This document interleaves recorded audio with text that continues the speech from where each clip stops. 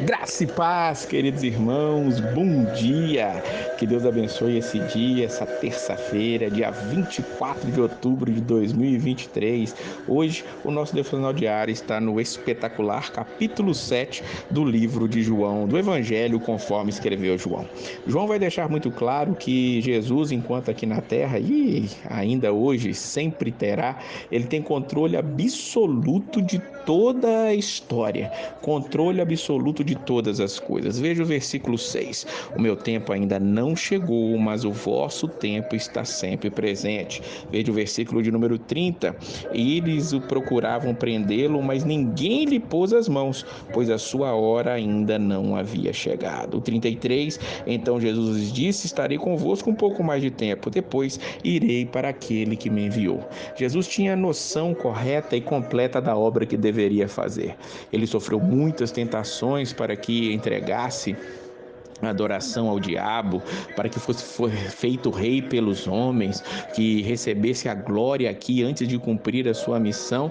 Mas Jesus, ele tinha um propósito. O propósito era salvar a minha e a tua alma, e para isso ele tinha que cumprir todos os pré-requisitos que estavam ali nas escrituras, na lei de Deus, acerca da sua vida, da sua obra e da sua morte. E Jesus, ele vai cumprir isso. Em um dado momento, Jesus vai até a festa dos tabernáculos, lá em Jerusalém, e ali ele vai ensinar muitas coisas. Ele começa ensinando sobre aquilo que ele estava sendo criticado e procurado pelos judeus, acerca do sábado. Ele diz dos versículos 21 até o versículo de número 24. Jesus prosseguiu: realizei uma só obra miraculosa e todos vos admirais por causa disso. Por essa razão Moisés vos deu a circuncisão, embora ela não venha de Moisés, mas dos patriarcas, e no sábado circuncidais o menino.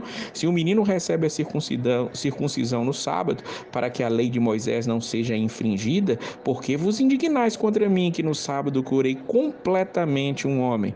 Não julgueis pela aparência, mas julgai de maneira justa. O que Jesus está dizendo aqui? Ele está dizendo que a circuncisão, apesar de ter sido Moisés quem a estipulou, ela já tinha sido outorgada por Abraão, que é muito anterior a Moisés. E ali Moisés, ele vai colocar esta lei. Esta lei era cumprida inclusive no dia de sábado. Se uma criança completava o 8º dia de vida num sábado, ele era levado para ser circuncidado. Jesus tinha estado em Betesda e curado um paralítico que sofria 38 anos. Vimos isso lá no capítulo 5. E ele era criticado por isso. Ele vai dizer: se vocês cumprem a lei nesse sentido, por que eu não libertaria ou não curaria completamente um homem no dia de sábado? Vocês precisam julgar não pela aparência, mas de maneira justa, para que o nome de Deus seja realmente glorificado e exaltado.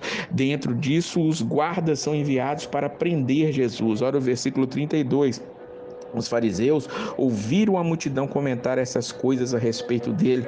Que coisas? Dizendo que ele era o Messias, dizendo que realmente ele era aquele que era o Cristo, ou que as autoridades tinham admitido ele ser o Cristo porque ele estava pregando e ninguém fazia nada. Então eles foram fazer alguma coisa. Eles ouviram a multidão e, diz o versículo 32, os principais sacerdotes fariseus enviaram guardas para prendê-lo. Quando esses guardas chegam para prender Jesus, ele vai ali fazer um discurso espetacular dos versículos 37 ao 39. Diz: no último dia da festa, o dia mais importante, Jesus se colocou em pé e exclamou: se alguém tem sede, venha a mim e beba. Como diz a Escritura, rio de águas vivas correrão no interior de quem crê em mim. Ele disse isso referindo-se ao Espírito que os que nele crescem haveriam de receber, porque o Espírito ainda não havia sido dado, pois Jesus ainda não fora glorificado. Entendamos aqui, Jesus está dizendo que ele é aquele que, de quem dele bebesse, não teria mais sede. Quem tem sede era para ir a ele e beber dele. E esses rios de água viva que correriam no interior, eram representados pelo Espírito Santo. O Espírito Santo, até aquele momento, não havia sido dado ainda. Nós vamos ver e vimos já e veremos ainda que o Espírito Santo é dado no dia de Pentecostes, quando a igreja em Jerusalém está reunida esperando a promessa de Cristo se cumprir. A promessa é o Espírito Santo. Ou seja, o Espírito Santo é aquele que vai dar continuidade àquilo que Jesus começou. Ele é que faz essas águas vivas brotarem de dentro de todo aquele que é trazido pelo Pai para Jesus Cristo. É interessante que aqueles guardas que foram prender Jesus, eles voltam com um relatório. Olha aqui nos versículos 45 e no versículo 46. Os guardas então voltaram aos principais sacerdotes e fariseus, e estes lhe perguntaram: por que não o trouxestes? Os guardas responderam: nunca ninguém falou como este homem.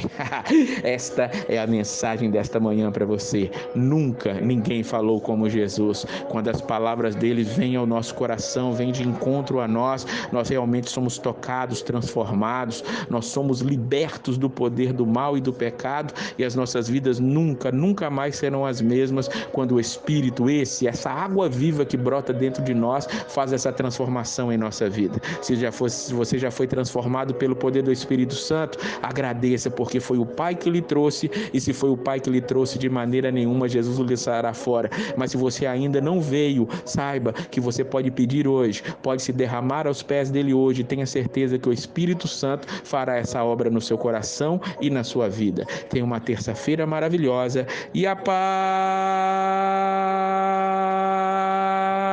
do Senhor!